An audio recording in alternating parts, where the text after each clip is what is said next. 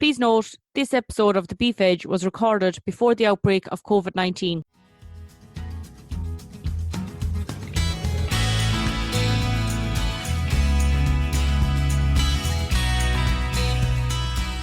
Hello and welcome to The Beef Edge, the Teagasc Beef podcast, for all your latest news, information and advice for Irish beef farmers. I'm Catherine Egan, and on this week's show, Dr. David Kenny, researcher at Teagasc Grange, discusses key aspects of a synchronisation regime for a suckler beef herd. I first asked David why current usage of artificial insemination is low in Irish suckler herds. We conducted, a major survey there a number of years ago where we spoke to over 500 suckler farmers and asked them that question in terms of their views on AI, would say, and whether they use it or not, and why they use it or why they don't use it. And while the vast majority indicated that they would use AI if they could, and listed all the merits, would say, as they've seen for the technology. They did highlight, we'll say, a number of issues such as, labour involved in heat detection, and obviously assembly of cows, we'll say, for insemination, fragmented farms, maybe poor facilities on out farms and the like, So, there is, I suppose, a significant commitment, we'll say, for herds that want to use AI. Despite this, it's well acknowledged that there are numerous benefits to AI. What are they? Absolutely. And in that same survey, there was absolutely unanimous, I suppose, response from farmers. About 85% of them said, that they viewed, I suppose, the benefits of AI. Principally being, we'll say, I suppose, very reliable, we'll say, and the very best genetics, in that, you're using bulls that are very well proven with lots and lots of calves, we'll say, on the ground. So that's the first and foremost issue, I suppose. Obviously, we'll say farmers then can select bulls for either, terminal traits, for cattle that they intend to slaughter, or indeed, we'll say, maternal traits for herd replacements. They can, if they want, they can match the characteristics, we'll say, of the sire, to an individual cow, which obviously you can't do if you just have one stock bull running with the herd. And as I say, that can be for improving either terminal or replacement type traits. Obviously, we'll say you have a lot more confidence in terms of the calving, we'll say, potential calving difficulty of the bull compared to, we'll say, buying a stock bull, we'll say, at a sale or from a herd. So that's obviously gives that level of confidence, we'll say, to farmers, and particularly so, we'll say, when you're running them with heifers. A lot of farmers will say, would acknowledge, the obvious hazard, will say, of having a bull on the, in the herd. And that's one of the reasons why a lot of farmers that use AI extensively will say, cite for doing so. And there's obviously, we'll say, in the biosecurity element, we'll say, in that every animal you bring into the herd, we'll say, you're bringing in potential disease as well. So from that perspective, farmers will say, some farmers would prefer, we'll say, to try to minimise purchases and use AI. What should a beef farmer's policy be for producing quality replacement heifers? Well, I suppose the first thing, Catherine, would be that, you identify, we'll say, high reliability, we'll say, sires, we'll say, for the key terminal traits that you want to improve. And, for most farmers, that's going to be milk yield, we'll say, fertility, and also docility. It's going to be very important, to breed that into the herd. Obviously, we'll say the ICBF's replacement index is a tool, that we can all use now. It's been on the road now for a number of years, we'll say, and it can be used to rank bulls either within a particular breed or across different breeds in terms of their potential to breed better quality, I suppose, heifer replacements, we'll say, with those better traits that I mentioned. So from that perspective, we need to be much more focused as our dairy colleagues will say, in terms of trying to breed and continually improve, we'll say, the genetic merit, we'll say, of the heifers that we bring into the herd. Why should farmers consider synchronising beef heifers or suckler cows? Well, synchronisation, I suppose, the first and foremost, it allows, we'll say, AI to be used more practically, and it's I suppose, a method, we'll say, in which you can, instead of just watching, we'll say, for heats and AI in cows or heifers as they come in heat, you can actively, synchronize, as the name suggests, we'll say, the heats of a much larger number of animals and have them all, we'll say, inseminated on one day. So obviously, from that perspective, it makes it more easily from a labour and overall efficiency viewpoint. For herds, maybe they have very spread, we'll say, calving patterns, for example. You can tighten those up substantially, we'll say, by using AI. For example, you can start with, say, all calved cows that are calved, will say, at least 5 weeks, could be subjected, will say, at the very start of the breeding season to a synchronisation program, and all essentially bred on the one day. And then the repeats, will say, will be bred either, through AI again, will say, or if you happen to have a stock bull, will say, they can be picked up with the stock bull. So that straight away, will say, allows you to, to substantially tighten, will say, the calving pattern, which is a major issue, will say, from a labour perspective, will say, on an awful lot of herds around the country. So, firstly, what is the synchronisation regime for beef heifers that you plan to put in calf this spring to calve down in 2021? So I suppose the main thing with heifers, Catherine, is that for any regime to work, we'll say they have to be, have undergone puberty and having normal, we'll say, 3-week cycles. So if that's the case, well, then there are a couple of different options. I suppose, firstly, the cheapest, we'll say, it would be the prostaglandin-based regime that, a lot of farmers will be used to. And essentially that's based on, injecting a group of heifers. You would expect that about 50% of them in any one day of their cycle, would say about 50% of them would show heat to that within about two to 5 days afterwards. You can obviously watch those for heat, breed them. And then for those heifers that don't show heat and haven't been bred, about 10 to 11 days after the first injection, they can be injected again. And overall, between the two injections, you should get about 80 to 100% of the heifers actually bred from that. So obviously that will involve, would say, heat detection. Now the other program that you can use, would say, which will have some level of effectiveness even in heifers that are not cycling yet, that haven't gone puberty, is a progesterone-based regime. So essentially a bred or a seeder, which is a progesterone releasing device, is inserted into the animal's vagina, left in place for about 7 days. Prostaglandin, will say, is given, will say, at the removal, and you'd expect, will say, those animals to show heat between 2 to 3 days later. So they would be bred, will say, as normal, on the basis of heat after that. And in relation to cows that would have calved over 35 days, what would you recommend as a synchronisation regime for those? So again, I suppose the first thing to say with those calved cows would be that, as you said, they're 35 days or 5 weeks. You'd want to give them at least that length of time, would say, to allow the womb to repair normally, would say, after calving, or involute is the technical term. And I suppose we would see from, our studies and a lot of on-farm work that on average at the start of the breeding season, only about 50% of cows are actually cycling, or, undergoing normal 3-week cycles. So obviously we'll say the pool of cows that are available to breed, would say, is not the entire herd. So essentially, the other, I suppose, important point, because of that, would say the fact that only about 50% of the cows, will say, are undergoing cycles, a bit like what I said with the heifers. You have to then use, will say, a program that involves using either a bred or a seeder, in other words, a bred or a progesterone releasing device. The program that we've used, would say, very successfully on a number of large synchronisation studies, where we went out to over 80 herds, the length and breadth of Ireland, and treated over 2,200 cows, was based on a 7-day bred, where cows, will say, received this bred, as I say, for 7 days, a drug called GnRH. So farmers might know it, will say, as Receptal or Avorelin or other, will say, trade names of that, is administered at the very start, when the bred is put in first. 7 days later it's removed.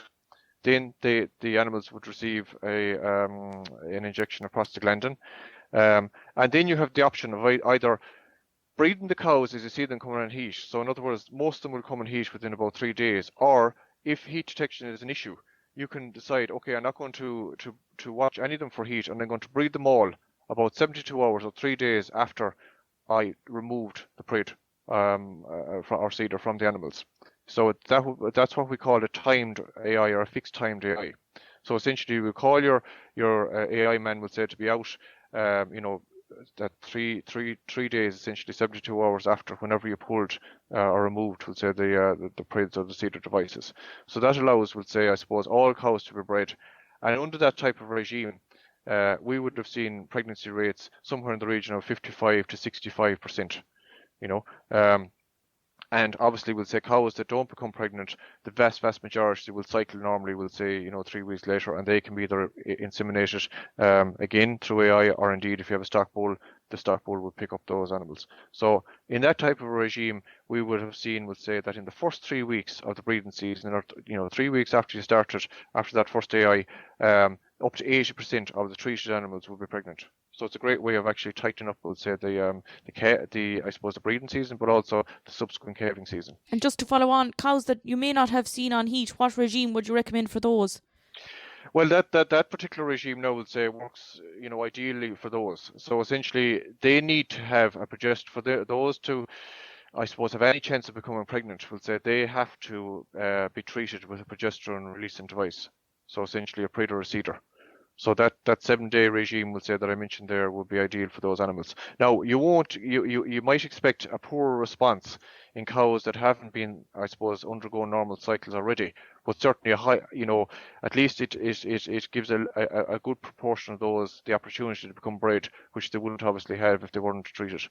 And what would the cost of any of these treatments be with regard variability in results? And yes, so essentially, when we look at it overall, we'll say the cost of the type of regime, we'll say, that I mentioned there, is somewhere in the region of about, say, 30 to 35 euro per cow treated.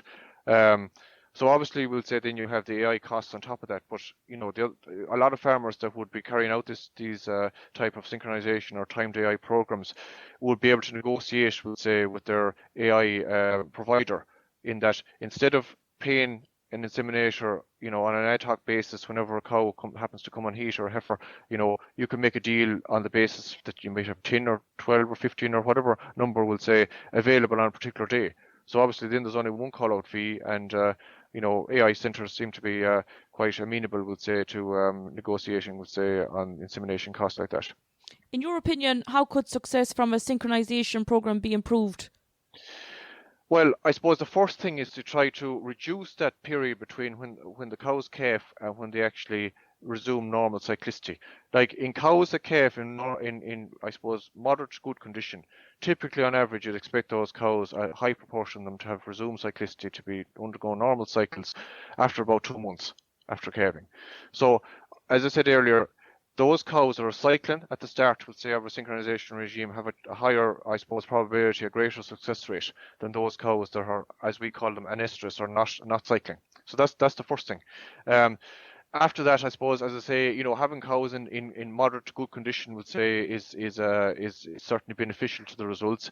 Another important thing would be that, and it's the same regardless of whether you're using synchronization or not, during the breeding season, that cows would be, I suppose, maintained on a steady plain nutrition. You need to avoid fluctuations, in grass supply. So obviously good grassland management is important, and obviously that can happen, quite easily, either through, I suppose, poor grassland management, or indeed periods, we'll say, of adverse weather, where, you run short of grass, and that might just happen to coincide with a key period when a significant number of cows are being bred.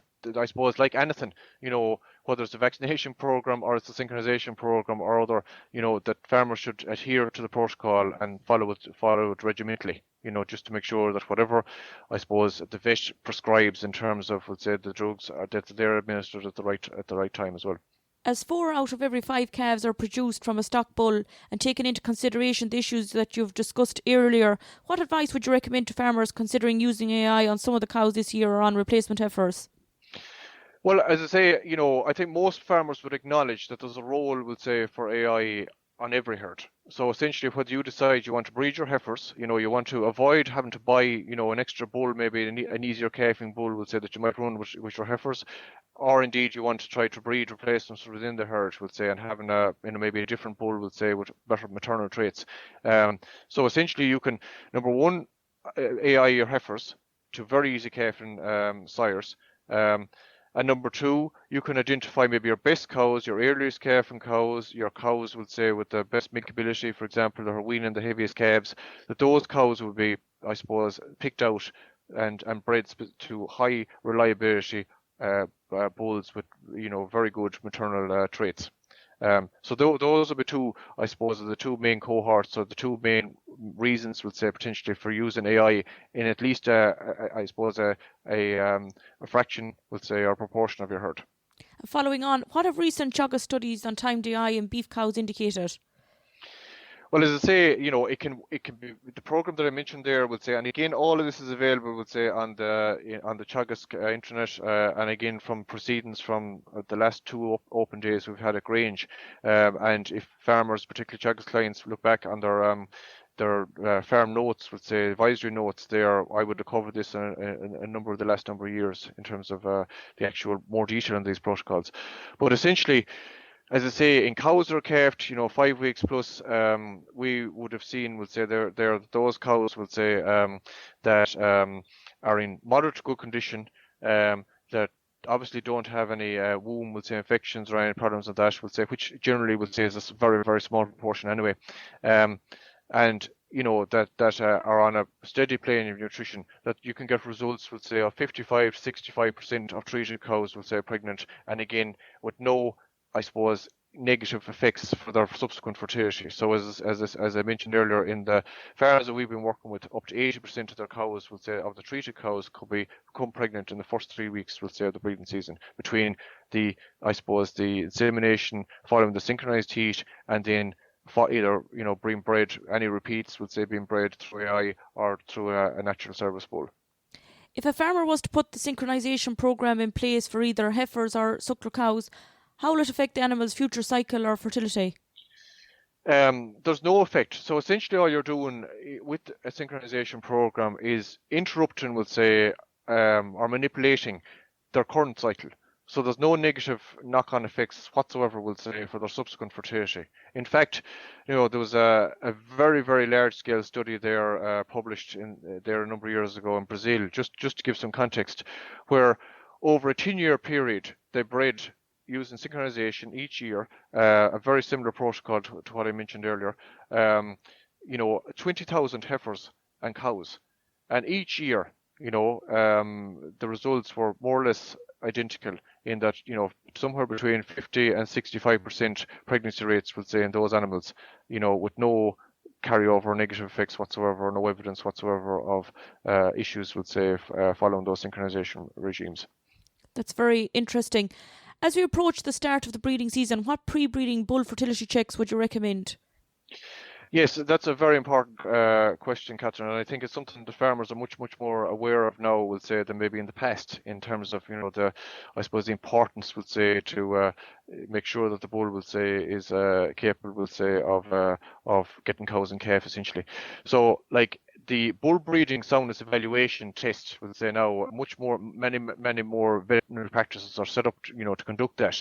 And essentially, it's a thorough, we'll call it an NCT, we'll say, on a bull. So essentially, you're looking at, a semen sample being taken and being examined, we'll say, for your sperm viability, essentially. And also that the bull would undergo a thorough veterinary examination, in terms of its general health, but also particularly its locomotive ability, because again, feet and lameness issues, we'll say, are one of the main contributors, we'll say, to poor fertility, we'll say, in bulls.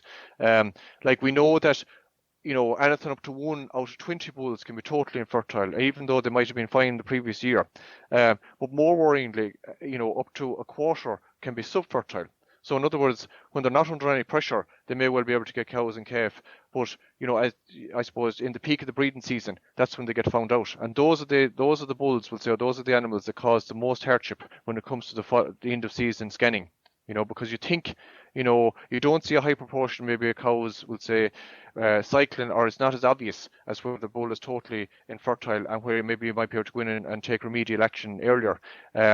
And often we'll say it results in very poor scanning rates at the end of the season. So I suppose one thing I would say, in addition to getting the vet, we'll say, to carry out the breeding soundness evaluation, is that farmers buying young bulls in particular should monitor them, we'll say, for their mating ability, that they're actually able to physically mount and mate cows. And also, ideally, a good practice would be in those cows, the first number of cows that they see being mated, that they would get those pregnancy scanned about a month later to confirm a normal fertility, that at least 6 out of every 10 animals mated will say would be pregnant. So I think that would be very important. So certainly, the kind of laissez-faire attitude, it'll be all right. It doesn't work with, say, because it can end in tears, unfortunately. Some key recommendations there, David. Thank you very much for joining me on the show. You're more than welcome, Catherine. Thanks. That's all for this episode, and my thanks to Dr. David Kenny for joining me on the show. You can catch up on all other shows and interviews from the Beef Edge podcast on the Teagasc website at teagasc.ie, or you can listen on Apple and Google podcasts as well as Spotify. Don't forget to rate, review and subscribe so you never miss a show. For all other updates from our beef programme, keep an eye on our Twitter and Facebook pages. Until next time, I'm Catherine Egan, and thanks for listening.